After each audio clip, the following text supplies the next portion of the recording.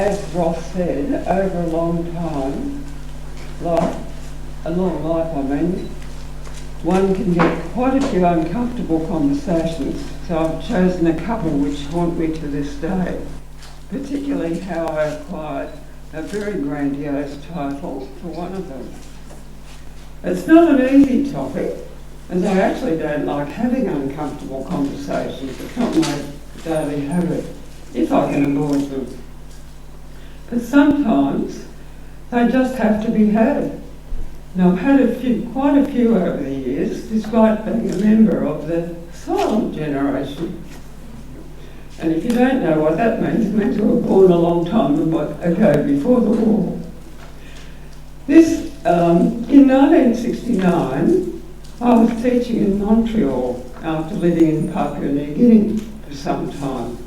Thus, I was ill prepared for a snowy winter. The snow was so deep it covered my floor-to-ceiling classroom windows. When the kids went outside at playtime, you could just see their little feet running past the top of the window. Because of the extreme cold, I caught pneumonia, because I'd just come from Papua New Guinea. And I was so ill I had to go into hospital. Each day, an Indian doctor came around to check on his patients, and I thought his method was a bit strange. He came into my room, and after a bit of chat, he lifted the sheets up and kissed my feet. I thought this was very odd, but as I was in a French-speaking hospital, and I didn't say anything because I couldn't speak French.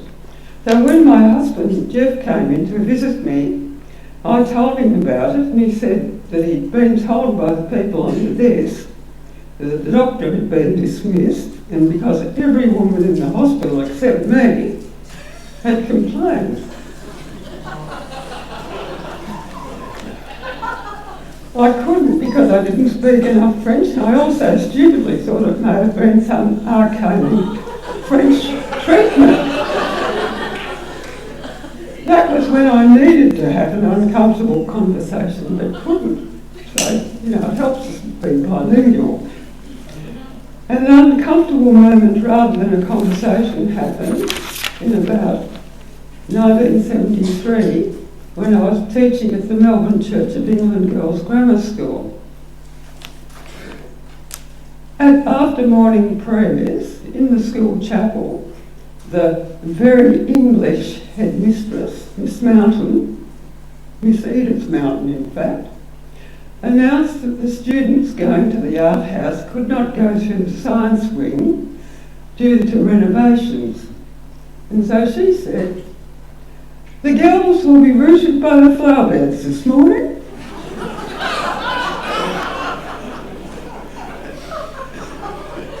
The art staff, that is me and my friend Jane Dunkley, cracked up, while the rest of the staff just stared at us in bemusement, as many didn't really understand the Australian term rooted. The big girls all did, and Lou the gardener was quite handsome. Some years later, in 1985, I worked in the education department on the day that we were moved from Whittaker House in Carlton to the glittering glass Rialto Towers in Collins Street.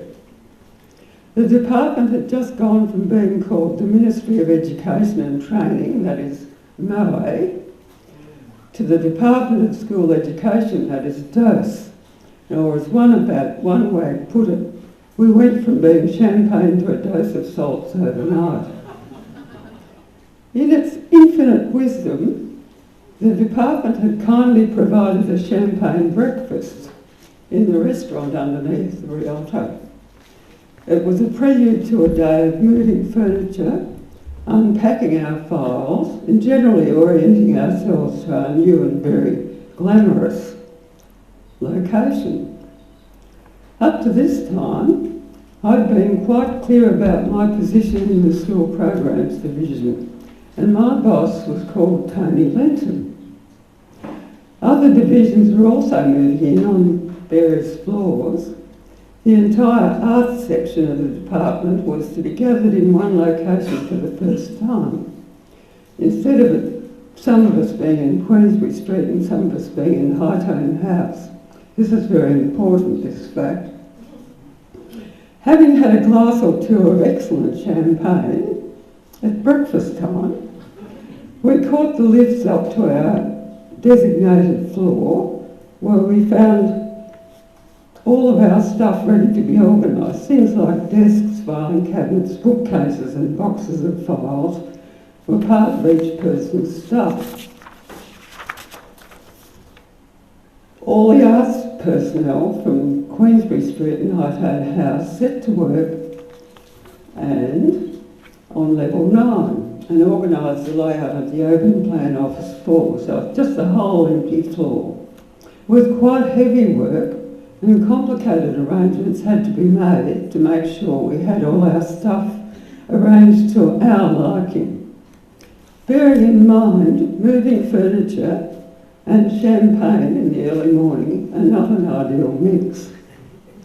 Finally, after much pushing and shoving, I had my area just so, and I was busy unpacking files, when I was suddenly confronted by a person I'd never laid eyes on in my life before.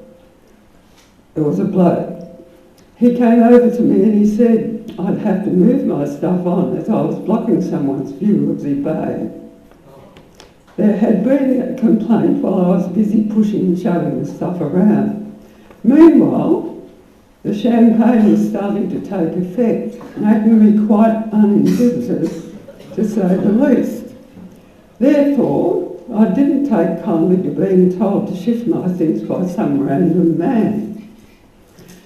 As my fellow Arts Curriculum Programs Officers, or CPOs, stood aghast, I said, "Who are you? You're not my boss. My boss is Tony Linton. I only do what he says, and I'm not going to move that so you can get royally fucked." I repeated the last line for good measure, so there was a deathly silence. He ignored my uncouth remarks, looked mildly shocked, then proceeded to order a couple of my more male colleagues to move my tall bookcase to enable the complainant to get her bay view. After he'd gone, they told me who he was. He was the big boss. Tony Linton's overall boss, in fact. So I'd really picked my target.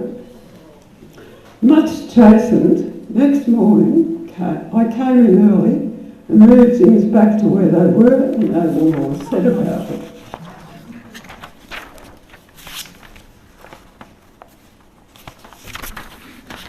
However, it did earn me a new title among my fellow CPOs.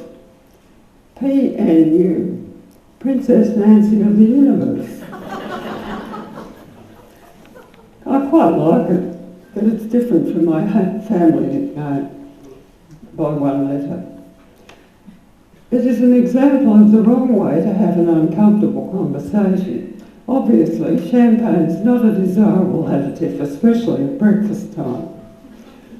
Some weeks later, now aware of who he was, I ran into him in the lift and we smiled sheepishly at each other, and that was the end of the very uncomfortable, yet somewhat scatological conversation. Nowadays, I would have lost my job on the spot or be sent to HR, which is even worse. Some years later, around 2002, when I was coordinating the Malton Vista Information Centre, I had another uncomfortable and more difficult conversation with one of my volunteers. He was a lovely, funny man, brilliant with visitors. He'd always say to elderly couples, "Oh, look at you, aren't you lovely, holding hands," and that sort of thing. But it had bad BO. Other volunteers had suggested that I needed to talk to him about it because it was a bit of a problem with visitors, even though he was so lovely. I agonised over it for how to bring the subject up, and finally bit the bullet and invited him into my office to have the talk. A bit like having the talk with a young teenager about sex. Not an easy topic, or easier than sex anyway. However, I finally explained the problem to him, and his reaction was most unexpected. He said, "Oh, that's why my daughter keeps buying me deodorant." It was, however, a very uncomfortable conversation, but later his daughter thanked me as she couldn't bring herself to tell him. So, someone had to do it. My final comment is you never know how you're going to handle an awkward situation or when, laughing in chapel aside. It can be unexpected, like the Rialto example, so it's all over before you realise what you've done, or it can be something you agonise over for days or longer before you pluck up the courage to say what you need to say, however awkward and uncomfortable. Either way, it is very important to persevere despite being uncomfortable, to ensure you have mutual understanding of the perceived issue or problem. Thank you.